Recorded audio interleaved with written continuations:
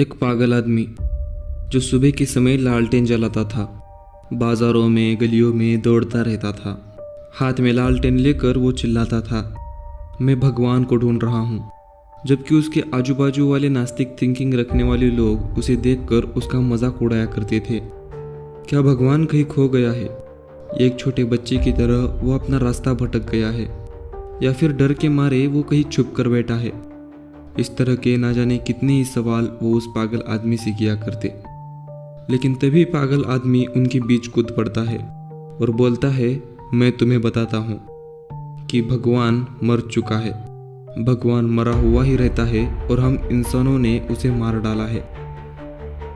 ये कहानी है द गे साइंस नाम के एक बुक में से।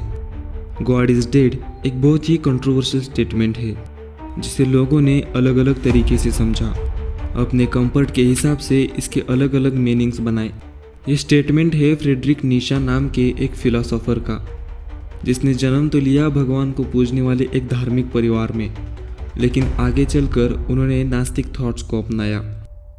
19वीं सदी के अंत में जब नीशा अपने खतरनाक विचारों के चरम पर थे, तब सारे मोरालिटी और एथिक्स एक ही जगह से आते थे, and that place was the religion. लेकिन धीरे धीरे यूरोप में एथियज्म की एक वेव आई, जिसकी वजह से लोगों का भगवान पर से भरोसा उठता चला जा रहा था। नीशे के हिसाब से गॉड इज डेड, भगवान मर चुका है। God remains dead and we killed him, भगवान मरा हुआ ही रहता है और हम इंसानों ने उसे मार दिया है। ये सब करने के बाद हम शांत कैसे रह सकते हैं? हम तो हत्यारे हैं, सभी हत्यारों के हत्यारे। हमने ये क्या कर दिया कि हमने इस अर्थ को इस सन से अलग किया है। अब हम अपने आप को कैसे दिलासा दे? ये सब करके हम कैसे शांत रह सकते हैं? इससे नीशा क्या कहना चाह रहे थे, ये आज तक कई लोग समझ ही नहीं पाए। इसलिए ये स्टेटमेंट हमेशा से ही एक कंट्रोवर्सी का हिस्सा बना हुआ है। लेकिन नीशा ने इस स्टेटमेंट से ये कभी नहीं कहा कि भगवान मर चुका है। वो धर्म और ट्रेडिशनल मोरालिटी इस मॉडर्न वर्ल्ड में कैसे खोती जा रही है, इसके बारे में बात कर रहे थे।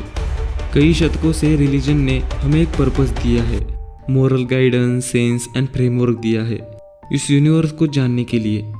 लेकिन नीशा कहता है कि साइंस, रेशनैलिटी और मॉडर्निटी ने इस बिलीफ को ही मार दिया है। अब लोग भगवान, धर्म जैसी चीज़ों पर ज़्यादा निर्भर नहीं रहते हैं। गॉड इज़ डेड, लेकिन ये कोई अच्छी बात नहीं है।